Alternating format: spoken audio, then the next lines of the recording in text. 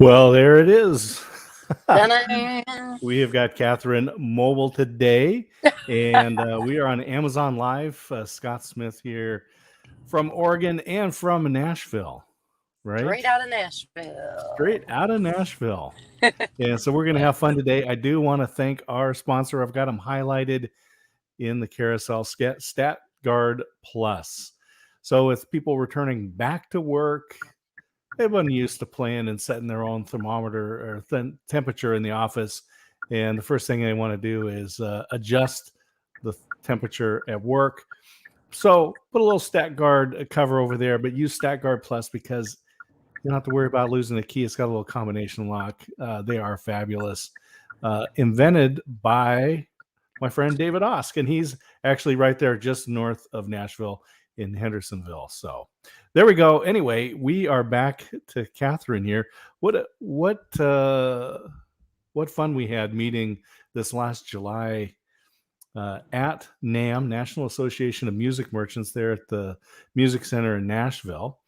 And we got to talk over lunch a little bit and learn about your music, which we also have a highlight, or we also have in the carousel, so people can go there. But what we really wanted to talk about was your book, Screaming to Be Free, which was based on a song that you wrote. So, Kathryn, tell us about your world, what's going on, and you're on the road. I know you're dealing with stuff, but let's hear what's up.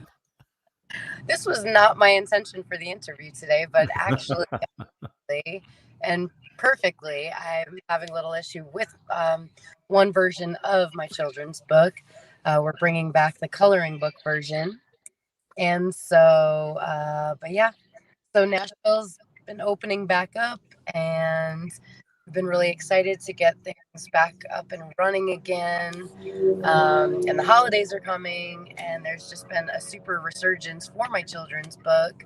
Mm-hmm. So I want to give some more options. But right now on Amazon, we have the hardcover and paperback version of my children's book, Screaming to Be Free, and it is based on my song. And my song has had quite the journey. Yeah, so let's kind of go back and let's talk about your journey, and let's go back to when you decided that music was going to be a career for you, and kind of come up to the song and then the book. Yeah. So I had known since I was a little girl that I wanted to be a singer, and I've known most of my life that I'm a writer. But I was told most of my life that, that wasn't the practical option. And I was very much encouraged by my mother in particular to go to college and do all the things that, the right way. The so-called right way, right? Yep. So I went and got my bachelor's degree in political science and pre-law at Iona College in New Rochelle, New York. And then I moved down to Florida for a 3-month break that lasted 5.5 years. Okay. And then I got relocated back to New York for a job that I ended up taking. And it was a job that I had in Florida, but they relocated me back to New York to be a regional admissions representative for a university in Florida. So I found myself back in New York, and 7 months after they relocated me, they dissolved my position and let me go. Wow. And at that point, I had gone back to school, and I was just about to finish my second master's degree at that point. So I was, still pretty green in the corporate world, but I was very educated. And in fact, I was too educated because I could not get a job doing anything because every job wanted me to have more experience than education. And at that point, I was completely upside down on Wow. all of it. I had way more education than experience. And mainly, I kept going back to school because I was bored at work. I really didn't feel super inspired and felt like, well, if I keep getting this education, I'll get better job offers or Mm-hmm. something that keeps me more engaged. But that just wasn't the case. So 7 months after they relocated me back to New York, I found myself unemployed for the first time since I was 14 years old. And I couldn't get a job. I couldn't get a job, even a job that I didn't necessarily want at that point. And I was overeducated, underqualified, and all I really ever wanted to do was music. And so I took it as a sign that maybe this was the time because I had always had the dream, but I didn't have the time or I didn't have the money. For the first time in my life, I had the time. I may not have had a lot of money, but I did have the time. So goodness gracious, never get a Ring camera. It goes off in 3 seconds. I don't know if you're hearing it on your end. I'm like, oh, I No, should no, have no. turned. You sound fine. I was just thinking about, here you are, you get transferred to New York. 7 months later, you're unemployed. When you were given this advice, follow this route because there's going to be much more stability in the corporate world. So Get much get more a college stability. degree, get a job, because music. How can you make a living Yeah, playing music? And ever. so here you are in New York, unemployed. And also, I was an artist. I was a visual artist. I took classes at Rhode Island School of Design, which is like an Ivy League college. My mom put me in these classes growing up, but also at the same time told me, do not pursue any of this. Like, you'll never make any money doing any of this. Mm-hmm. But she put me in classes for it. So it was like very confusing because she Right. knew that these were things that I was in band from fifth grade. I grew up playing the drums. I was always in chorus and choir, all these things, but I still yet keep doing the right thing. And the right thing just wasn't the right thing for me. And I'm sure it's the right thing for many people, but it just wasn't for me. It was trying to put the square peg in the circular hole. I couldn't get it to work. And so Well, I took it as a sign, like I said, when I lost my job, mm-hmm. that it was just time to take a leap of faith. Mm-hmm. But I had the time, but I didn't have the money. I was collecting unemployment for the first time. And then my apartment got broken into. Oh And my. I was horrified to walk into my apartment. I lived by myself in the Bronx. I was scared that someone was going to be there. I was scared they were going to come back. So I was like, I can't stay here. I can barely afford to live here. I'm scared to come home. I had started falling asleep in my truck at that point because I was so scared someone would be in my apartment that I couldn't get out of my truck. I was That it was safer paralyzed to be in your truck. yeah. I mean, Wow. I know that doesn't sound logical, but I was just so Yeah. scared. So Mm-hmm. I ended up selling everything that I owned. I sold all of my furniture. I sold everything that I owned. And someone from the church that I went to at the time had a storage space because he sold retail. And he said, look, if you have extra stuff, you need to put it in storage while you figure things out. Yeah. That was September. Let's see. I lost my job in 2011, I believe. And oh no, it had to have been the year before, or 2009. I don't know. It's very foggy. It was Right. somewhere Yeah. 2009, 2011. So put my stuff in storage, sold all my furniture. I ended up renting a room for a little while, and then ultimately I moved into my car. I lived out of my car. I did all of my shows from my car. It snowed that October on Halloween. I did an Amy Winehouse tribute show, and I was walking to the venue in heels in the snow. It was Mm. like, what is my life right now? Like you cannot make this stuff up. Um, and so I lived out of my car and I started a Kickstarter. I had worked in film and television. I was working on Blue Bloods and Nurse Jackie and all these different television and and movie sets, because I Mm-hmm. was like, well, it's not exactly what I want to do, but I figure I'll be around creative people. I get paid for the day when I work on these sets, Mm-hmm. and maybe I'll meet some people who do stuff like I do and figure out the next step. And I did, and I became friends with this kid on the set of Blue Bloods who had a band. We became Facebook friends. I saw on his Facebook page he had a Kickstarter, and I was like, huh, I think I could do that. Well, so this is interesting that you moved to New York, you get unemployed, your apartment's broken into, so your confidence is shaken just about living in there, and it's just frightening, and you end up in your car, but now you're working on these, I'll say, top tier shows. Yeah, That is not the usual path. no, I don't know. I ended up working on I got a call one day.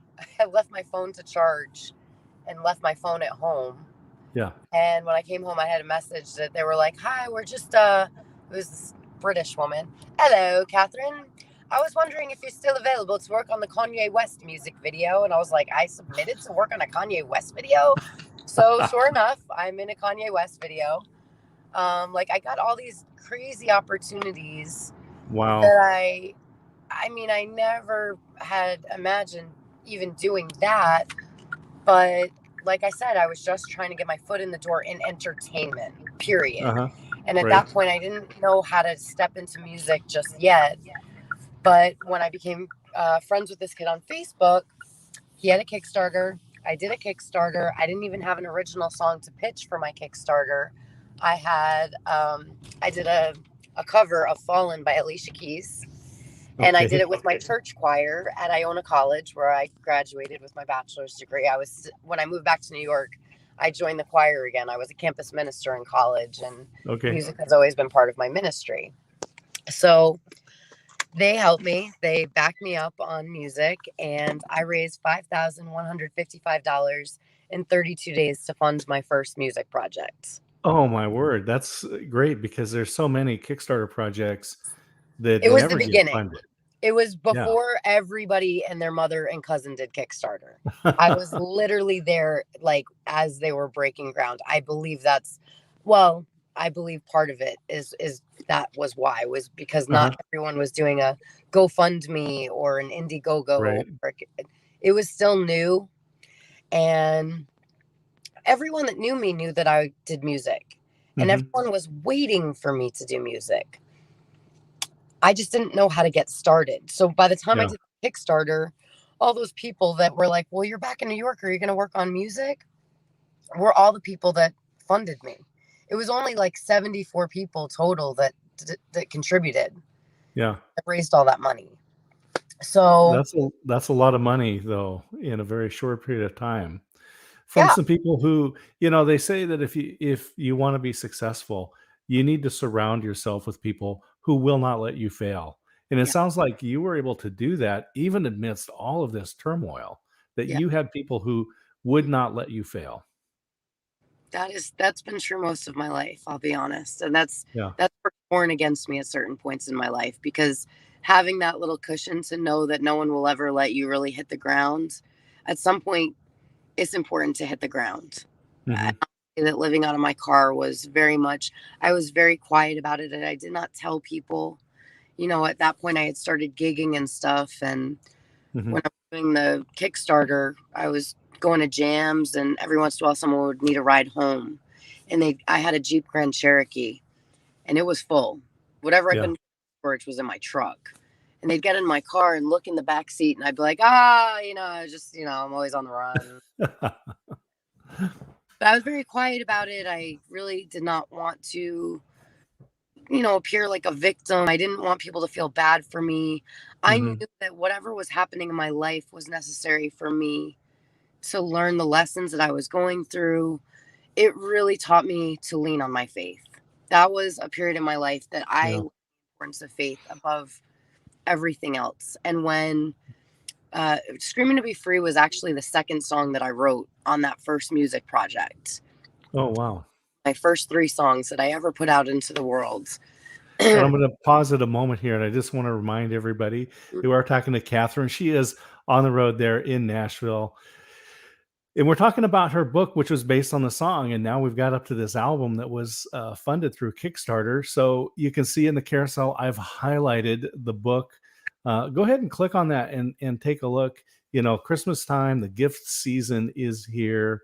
And if you're thinking about what are you going to buy for somebody, that's a little bit different. And there's nothing like books. You know, you get to get a real book, something tactile. Something that can create memories. And so Kathryn, I'm glad that you're here and you're staying safe on the road. I'm parked. Okay, that's good. That's good. Everyone is happier now. So, and I also don't live in my car anymore. and we're also grateful. So you did this Kickstarter. You're early on to the whole Kickstarter. This, well, say crowdfunding. Yeah, You were early on in the crowdfunding world, had people that were really strong supporters, gave you the money, you got this album, and so here's this song, Screaming to Be Free. Yeah. And it was the first music video that we shot was for Screaming to Be Free, and I was also living out of my car at the time. So my entire wardrobe was in the back of my truck when we were shooting the music. They're like, "What Convenient clothing options?" I was like, "You have no idea." I just come prepared. But yeah, so when I wrote Screaming to Be Free, I was homeless. Wow. And I really, when I look back at it now, I realize it was my higher self, like really planting the seed to know that everything that was in my heart was mine for the taking, but I just had to keep doing the work, keep moving forward, and don't allow all these circumstances to bring me down. Right. And some of that is demonstrated in some of the illustrations. You'll see them, like some of them, she's crying, and it's like, yeah, like pursuing your dream takes a lot of hard work. It takes sometimes really bad days, but all that stuff is going to happen even if you don't pursue your dream. All of that stuff's going to happen anyway. The time is going to pass anyway. So what are you going to do today to take that first step or that second step or the next step, or just, just whatever it's going to take to keep moving forward. Right. So I Yeah. was really happy to have you here on Amazon Live today and just talk about your story and share the book and allow people the opportunity to join you in sharing this story with others. But it's a story of inspiration because you're trying to follow someone else's path, but the world knocked you into your own path through your car, through living in your car. And I just think it's kind of a I don't know, whatever the irony, I guess, is that this song was written and recorded, and the video was done while you were living in your car, and here we are doing this interview while you're not living in your car, but you're chasing down issues around the workbook, or I mean, the coloring book. Yeah. But anyway, so you've got this. You're filming this music video, and you've got your entire wardrobe with you because your house. You're in a tiny house. A tiny house. Yeah. I Before it was popular. Of crowdsourcing and tiny houses. Wow. But yeah, so I lived out of my car. So I called it an EP. It was 3 songs. It was Back with You, Over Now, and Screaming to Be Free were the 3 songs. We shot the music for Screaming to Be Free. A videographer found me on Facebook and was like, "I really love what you're doing. I'd love to shoot a music video for you for free." Wow. Oh, wow.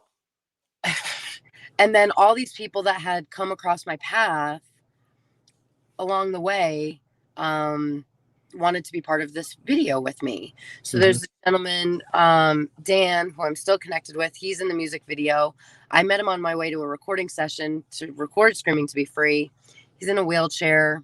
You'd see him in the video if you watch the pop version. He's in the music video. My friend Destiny, who I mentored, for a long time. She's in the music video. And the first time Screaming to Be Free ever got played on any kind of radio, it was Soul of the Bronx Radio, and a woman called in. Her name was Tanya. She's like, I know you're having an EP release party. I would love to be one of your sponsors. So I got like 15 sponsors. Was it 15 and like 11 artists to perform at my EP release party on 11/11/11, November 11th, 2000. I originally wanted to the 18th, but the venue wasn't available. And they said, well, all we have is the 11th. And I was like, who's going to come on the 11th? It was 11/11/11. Yeah. And from Wow. and those numbers started really appearing everywhere that I looked. 11/11 was everywhere. And for those that are kind of connected to numerology or anything like that, they're very angelic numbers. And there's something about new beginnings and your purpose. It's very connected to 11/11. So it's perfect. Right. So my EP release party was November 11th, 2011. I was completely homeless when I planned all of it. It was packed. I had countless sponsors. I had countless acts performing. I produced the entire event. We live streamed the event through BX Records, who is another sponsor, who everybody just got on board. And you're also then ahead of the game in live streaming. Yeah. Oh, that's true. Also, yes. That was 2011 was not really a thing for that. So yeah, that's true. Before the days of Zoom and and all these things. But yeah. So yeah, and my parents came, which was the real win for me. My dad actually got sick and wasn't there for the night, but my mother was there, sitting front and center. The woman who told me that I couldn't do this, the woman that told me what I should be doing, the woman that told me to go to college and to go be a lawyer and to go work in corporate America and to go have a family, it just wasn't my dream. Yeah. She got to see me live my dream. And I have a photo of the two of us from that night. And the way she is looking at me was like how I had wanted her to look at me my whole life. And it took what a blessing. Yeah. No, it was incredible. And before she passed away, my niece had gotten married the month before she passed away, and before that she had a baby, and she had a baby shower. I wasn't able to make it, but my sister called me and she said, Mom wore her kfhox shirt to the baby shower. That was, I mean, it was baby steps with her, but before she passed away, I got to be acknowledged by her. And that's an important thing. I lived for that most of my life. And once I finally let go of needing that, I got it. Wow. Beautiful. That's great. And so tell us about the song. So you wrote the song. It was on the album. You did the EP and had this big release with lots of support. The song started as like a gospel song. I just wanted organ and all this stuff. And I walked in the studio one day and G.I. Joe, the producer, said, this is a great song, but I don't make songs. I make hits. So we scrapped the whole thing and started over. And so we so now I'm like, okay. And I think I'm pretty sure I wrote the hook first, but I could not write those verses. I couldn't figure it out. And so it took me a few months. It took me a few months to actually like hash it out and get the song out. And it was, I was homeless while I was writing it. So it was incredible to be writing these words that had nothing to do with reality at that particular moment in time. It truly was just my daydream. But yeah, so then the EP comes out, Screaming to Be Free. The music video's out. I get like 55,000 views on YouTube for the music video. It was like, oh my God, like I guess this is what this must be a nod for or God or whatever you believe in. This is it. Like whatever I was doing before, this is what I am actually supposed to be doing. And so some time passes, 2 years, and I end up having I used to do all of my work out of a Starbucks that's no longer there in the Bronx on Eastchester Road. Hmm. I was a very regular customer. In fact, it was my dressing room at times. One of the baristas there performed at my EP release party. The whole Starbucks staff was at the EP release party. And Wow. regular customers came in, and he knew about what I had been doing. And he's like, "Hey, have you been in any Kanye West videos again lately?" I said, "No, but I have my own music video. I want to show you my music video." Yeah. And we had just done a live performance of a bunch of my songs, and I said, we did a reggae style. I have a bunch of Jamaican musicians in New York, a lot of church Jamaican musicians. So we ended up doing it reggae. And I was like, Uh-huh. I'd love to record this reggae version. He said, well, I have a friend in Washington State who's from Jamaica who's a reggae artist. I said, okay. So he gets us in touch with each other. Within 24 hours, Plenty Mac, this artist, he's like, all right, kfhox, I wrote a verse to the song. I'm like, cool. Well, we got to record it. Now, I am very green. I just raised $5,000 to barely do what I just did. I still Hmm. come up with more money even after that. There's like little intricacies of the stories that I'm leaving out. But in any event, Plenty Mac calls me back and says, look, if we're going to do a reggae song, we have to do it in Jamaica. I'm Yeah. like, what? Okay, sure. Of course, right? Yeah, the He's like, origins. obviously. He's like, well, I have, I'm from there. I have some connections. I want to record at Tough Gong. Now, for those who don't know what Tough Gong is, that is Bob Marley's studio in Kingston, Jamaica. This is Yeah. this is not Wow. like some Yeah. hole in the wall hip hop studio in the broad, like Bob Marley's studio in Kingston, Jamaica, Right. with someone Sounds expensive, by the way. with that. Sounds expensive. Right. And also like I have no idea what I'm doing. I don't think I had a passport, I couldn't find it. So of course I start taking the steps to actually put this in motion somehow. Hmm. And I had a co-writing session down in Florida that I had planned with one of my other producers. So I booked an extending flight from Orlando to Miami to Yeah. Jamaica. I got on an airplane. I went through customs to go meet Plenty Mac for the first time ever. I never met him in real life. I don't know him as a person. He could, I was like, I'm either going to come home in a body bag or I'm going to come home with a song. Yeah. Like this guy could kill me. I don't know. I've never met him. I'm going to Kingston, Jamaica. Like I wore no jewelry. They crushed my laptop on my flight to Jamaica. I got to Tough Gong, and we literally left from the airport. He met me at the gate. We went directly to Tough Gong. I walked in, and the musicians were already playing "Screaming to Be Free." Like Wow. That must have been quite a lift to your heart. I cried my eyes out. I was like, I literally opened my suitcase, realized they crushed my laptop, and I was like, it doesn't matter. I don't Yeah. like. How did I get here? It doesn't matter. Hmm. Whatever happens from here. So 3.5 days between Tough Gong and another studio, House of Hits, both in Kingston, Jamaica. Hmm. We did all the vocals. We did all the live instrumentation. We got Limey Murray on backup vocals, who's an incredible reggae artist out in Jamaica. Plenty Mac Hmm. did the verse. And in 3.5 days, we completed the entire reggae remix of Screaming to Be Free. Wow.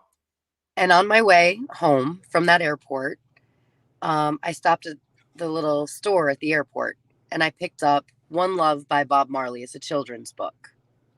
I was dating someone at the time who had a 5.5-year-old daughter, and I got her the book as a gift. Yeah.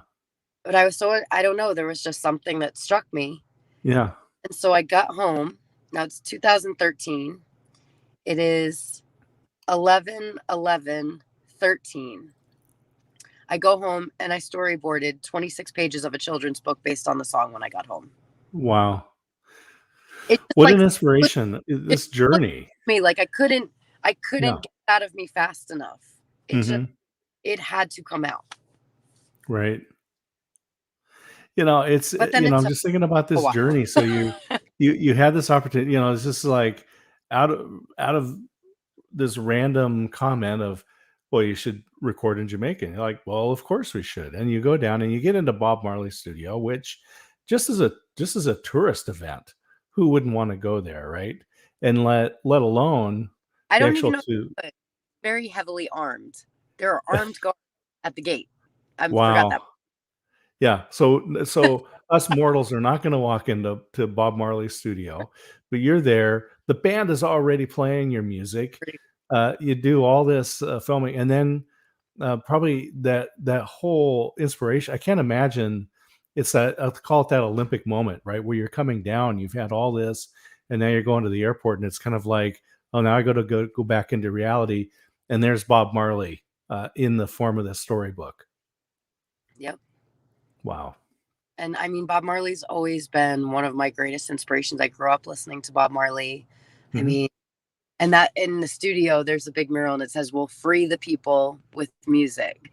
And so to be screaming to be free at Bob Marley, it was like, oh. And so now you've storyboarded it out. Yep. The entire. And, yeah. But it's thumbnails. Okay. Yeah. So I storyboarded thumbnails. Now it took me a while to get out of my head enough to be able to do full-size illustrations of this, to be able to recreate this storyboard and do full-size illustrations. And now all I have are illustrations in black and white. And I do everything by hand. I don't use a computer like by hand. Yeah.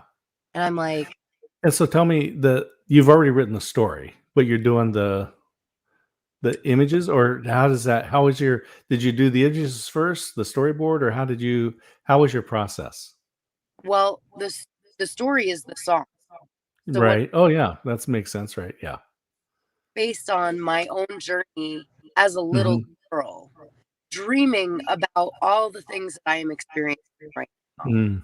So like having the thought of like, even, playing on a stage, that's what the first page of the book is literally. I mean, it's a little literal, but it's, have you ever had a dream, right? And so it's a little dreaming. Well, this is the one that's on Amazon. So this is the paperback version. And then the dream bubble is me with my friend Neffy and Buzz. Those are actually some of my musicians that I played with. Some of my friends get some plugs in there too. Doing what as they should was doing. Yeah. And and then like just all my realizations, looking in the mirror and listening to myself, saying these like, are just beautiful. Yeah. I love the style, and you have the benefit because you are your own artist. And I know a lot of people that want to do children's books, it takes them a long time to find an artist that has the right style, and then be able to collaborate back and forth to get from the writer's head into the artist's head what the character should look like. And so you're able to bypass that and take your vision and make it real. But as you said, it took a while to go from the thumbnail storyboard to the full size images. Yeah. But it was so easy. So have you ever had a day when all your dreams came true? I played softball growing up. That's me in my little softball uniform. And I noticed the number 11, by the way. That's right. It's November 11th is circled. Yeah. And on your uniform. That's fabulous. So everything is very intentional. The illustrations are intentional. Everything kind of correlates with being a little girl, having this dream in my heart, to fast forward, pushing through all this other stuff, to trust myself enough to live my dream. Right. So just again, remind everyone, we're here on Amazon Live with Kathryn. She is driving around dealing with some issues with the book, with the coloring book version of Screaming to Be Free, which is based on the song that she wrote. That and we're just hearing the wonderful journey of how this song came about. And it really started when you were a child yourself, a young girl growing up, and being told this is the path you need to take. But again, the world knocked you into the path that you should be taking, that you are on now. And it's just inspirational, from living in your car to recording in Bob Marley's studio. I mean, and then taking this book off the shelf at the store, and now you've storyboarded it, you've drawn your pictures, and they're very friendly. I'll just, I mean, that's and I know that's intentional, but it's just the style, the colors, the simplicity is very friendly.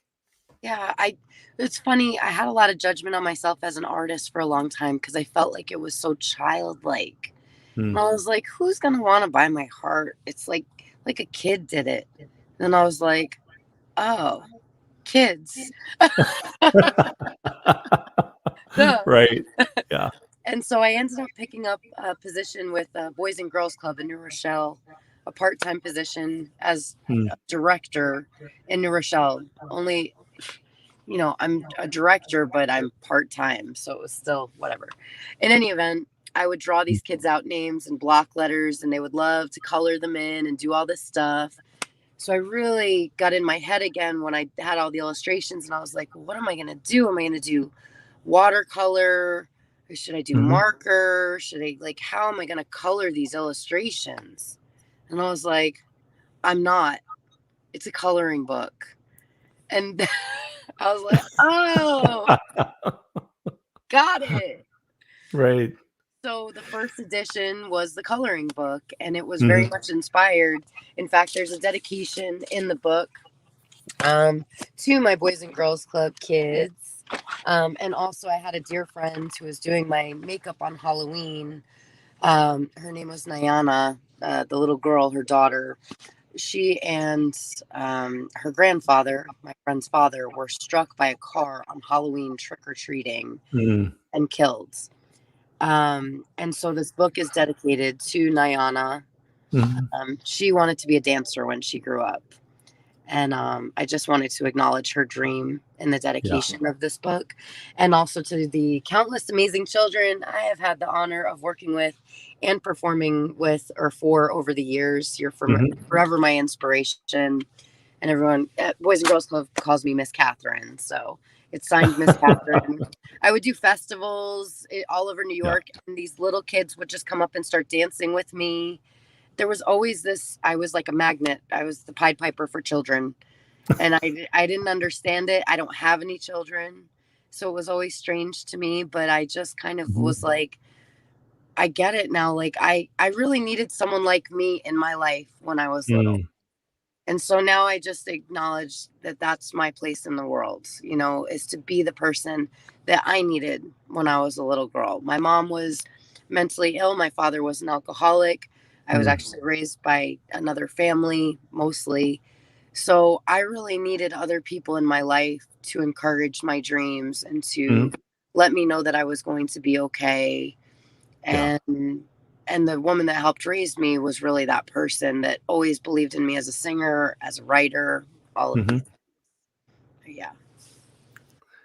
And so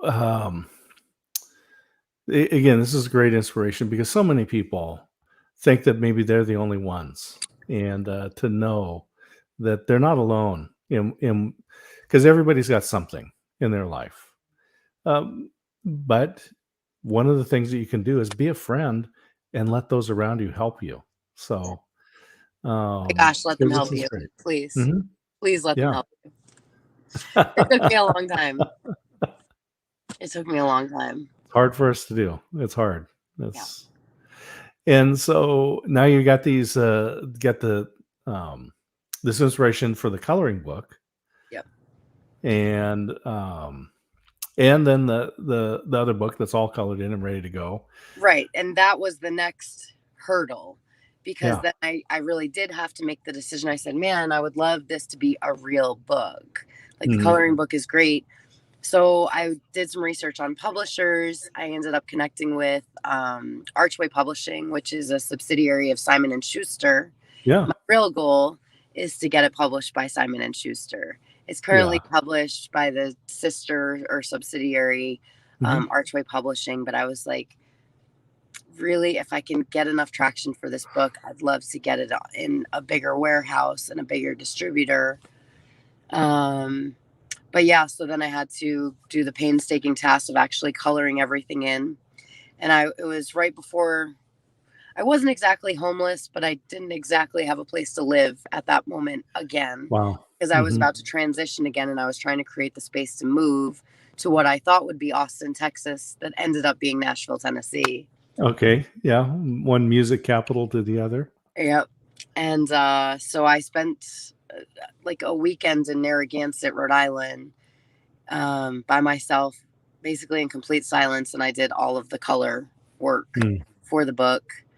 And yeah, and that was it. And so then um, it went into, it was available at Barnes and Noble and all of these things and Amazon.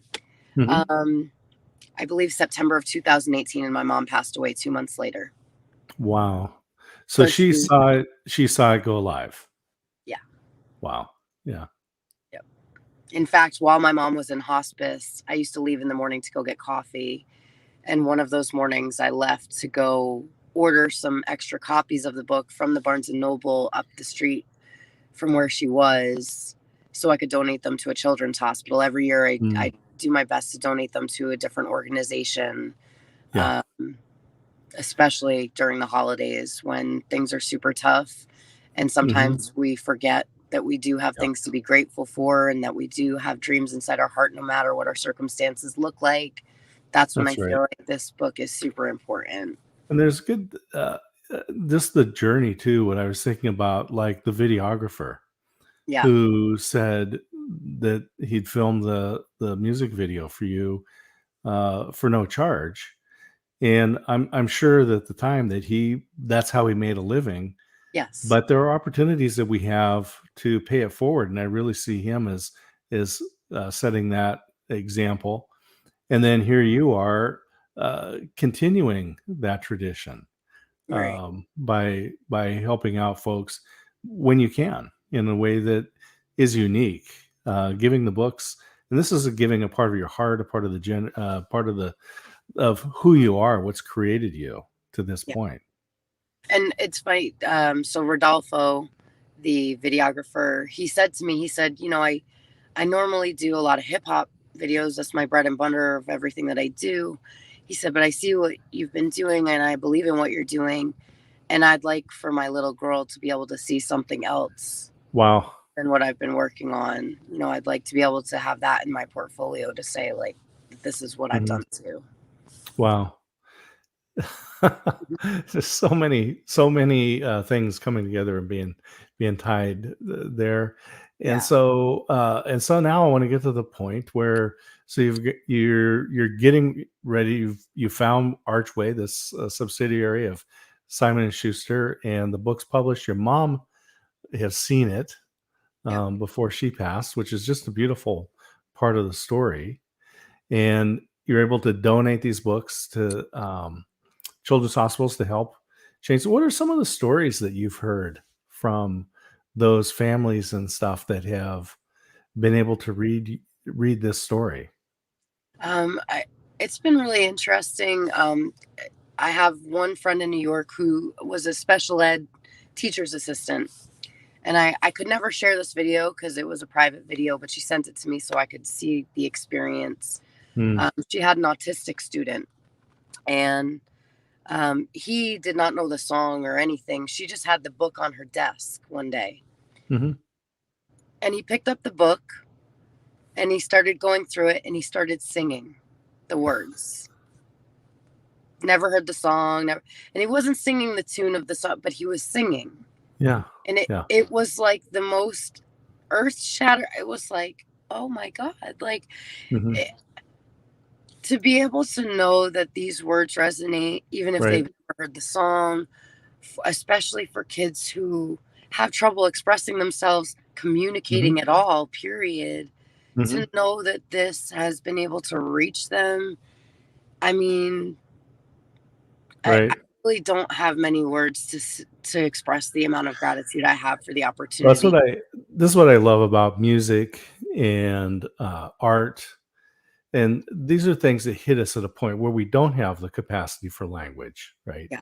And so if I listen to a song or I see a painting, and it touches me. And someone says, Scott, why do you like that painting? That's what I need the artist for. Yeah. to express Right. that feeling, because I don't have the words for it. Yeah. Yeah. Sometimes it's just a matter of putting on a song to Mhm. like align with whatever we're feeling, but we can't find Yeah. the words for. We just need to feel the feeling more. If we're Mhm. sad, listening to a really sad song and just going all the way and being like, okay, I'm just gonna be. Or when we're Sure. feeling inspired and putting on that music that's like, yes, I need this. Keep going to get through that next hurdle, to get Mhm. through this next printing job with this book. Yeah. Well, I mean, it's amazing. Music is created like nothing else, Yeah. and there's a reason why movies have musical soundtracks, Yes. because you can communicate emotion, whether it's happy or intense or scary or All the uh, things. whatever it is. You can use music, and people hear it and they go, "Oh, they understand what it should Right. be." Right. Yeah. Mhm. 100%. It's Yeah, amazing. that's a beautiful I'm thing.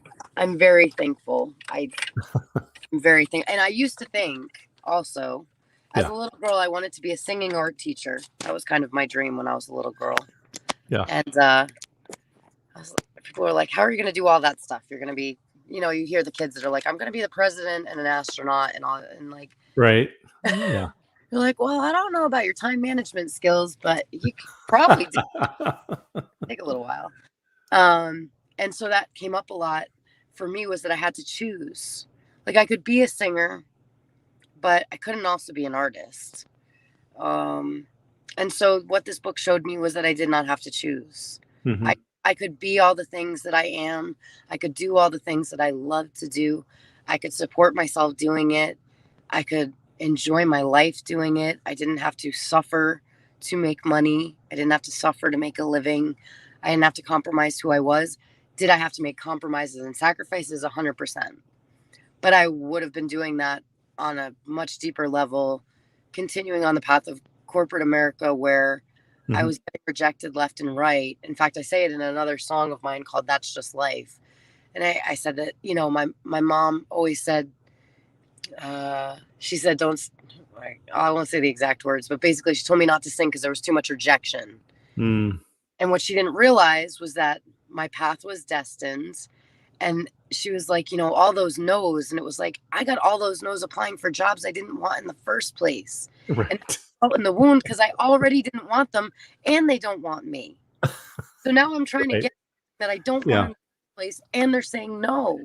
I'd rather get rejected doing music or doing Yeah. art, doing what I love, because at least I still have the fire inside me to keep pushing past those no's.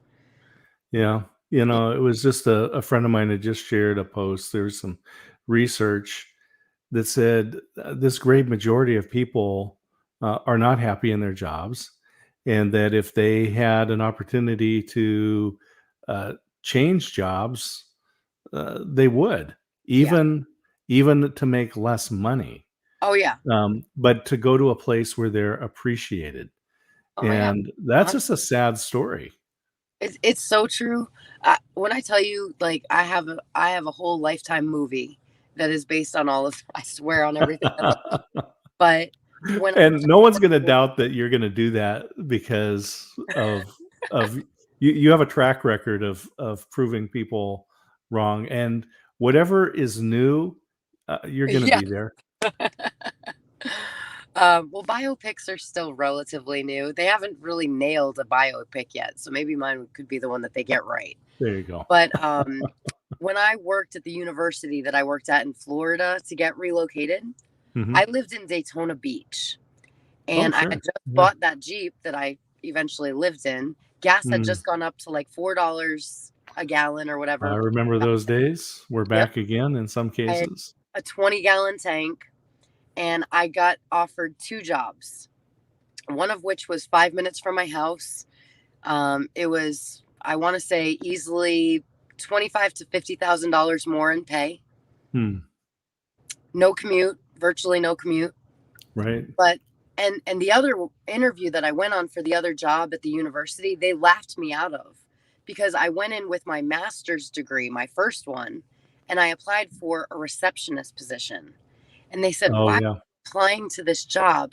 I said, "Because I finally found a place that looks like what I feel like."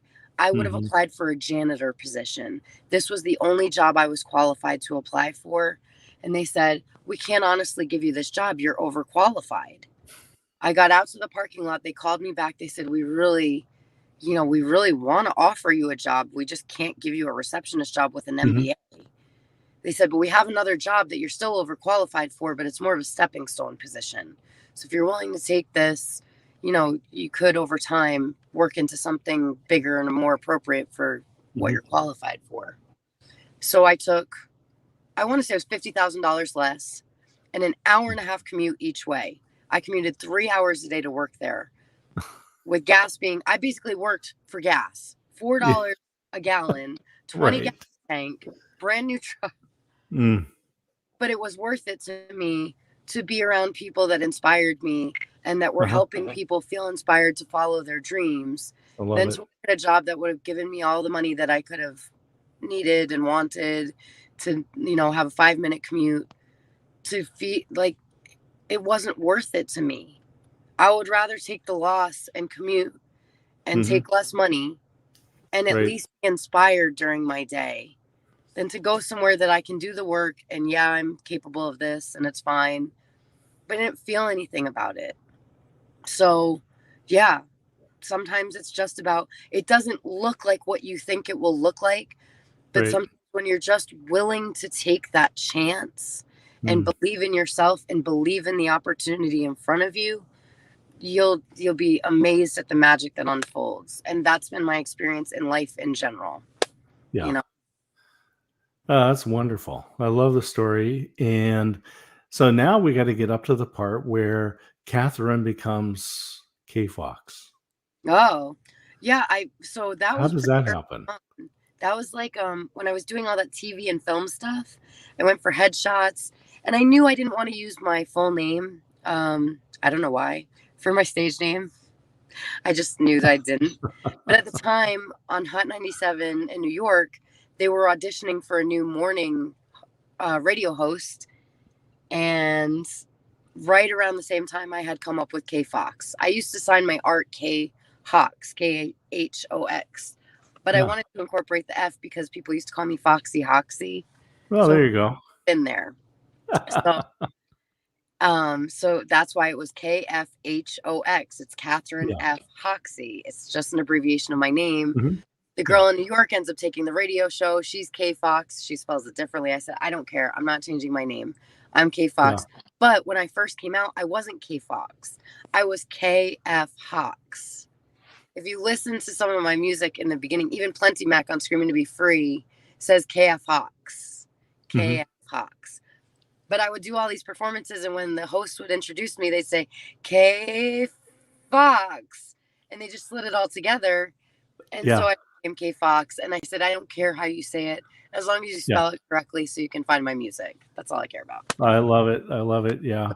So as a person that was by a non-standard, by going by my middle name, Yeah. um, yeah, it's always a challenge because I can always tell when people forget my name and Yeah. then find it on official records because they go, "Wow, it's been really nice getting to know you, Dennis." I'm like, yeah, it's been very personable, very personal. Thank you. I And understand. so, Oh, I actually like my friends nickname. calling you K Fox or Yeah. Oh, I have so many nicknames. I have all of them. okay, My family calls me Katie. Um, okay. I wish they wouldn't. No, it's okay. Um, My family calls me Scotty, and a very few intimate friends call me that. So, yeah. So mhm. when people ask me what I like to be called, I like to be called Kathryn. That's my name. In fact, Yeah. my mother used to spell my name K-T. I was like, "You can't even spell out Katie? Come on, you're the one who named me." So, Kat, Well, Kat, good. I feel good because that's how I've been referring to you, and so I feel good. I answered to just about anything. I was a waitress I for a hear minute, you. Ellie, anything close. Um, Kat, I get called Kat, Katie. Yeah. Kathy. I get called Steve, and it is a bane of Scott. Yeah.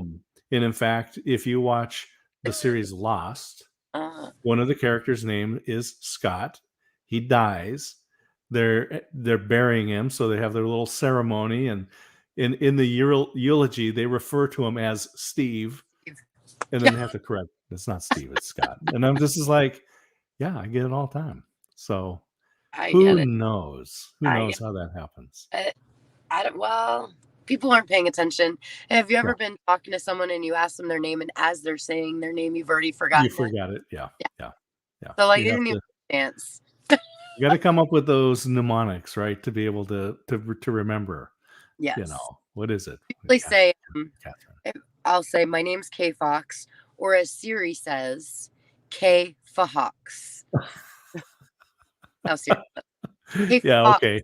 That's not going to get a junior high boy into trouble, is it?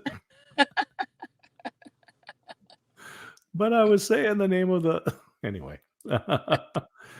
Well, again, we do have a Kathryn here on Amazon Live today. We've been talking about the journey, just this really inspiring story, and "Screaming to Be Free," the book, and I haven't actually highlighted the song. You can just download the song and be inspired today. Share with your friends, and get the book. Click on the book, take a look, but just add it to your cart or hit a buy with one click because you're going to be happy. Or and here's something that you can do. Go ahead and send it directly to a friend anonymously, and just make their day. It's one of the best jobs I ever had was delivering flowers because I got to give something to somebody that they weren't expecting, that they liked, that they didn't have to pay for. You can be that hero today by screaming to be free. Send it to your friends, send it to a bunch of friends, and just let it happen. So, Kathryn, thank you so much for joining me from the car that you're not living in. I am not. I swear. I had so much fun meeting you at the Music Center for Summer NAMM this last year. Thanks for taking the time to come on today. Thank you for being a motivational listener. Well, that's yeah. But as I tell people, I am the world's foremost authority on being a motivational listener because I'm the only one. Well, I'm gonna sign us off. What's the best way for people to? We know that they can. We want them to go and click on the book and Yeah. get this. But if they wanna find you, what's the best way to contact Kathryn K. Fox? My website. So it's kfhox.com. It's kfhox.com is my website. If you are looking for me anywhere else, if you go to Amazon and you see the book, you will see my stage name spelled on the book. So you can find There you me go. anywhere, all places, Amazon and anywhere else. But why would you go to anywhere other than Amazon? Because you can pretty much find everything there. Everything is right there, right? It's all in Seriously. the palm of your hand. Right. But yeah, but if you just Google kfhox, you can find everything, or just Well, there you go. Amazon kfhox. And KFHOX right there, put it in your search bar, click on this, add it to your cart, and then you can always go back to your order history and you'll find it right there. Kathryn, I'm going to sign us off, but thanks again. It's been a joy. I'll send you to the green room in a moment. We'll come back. perfect. Thank you.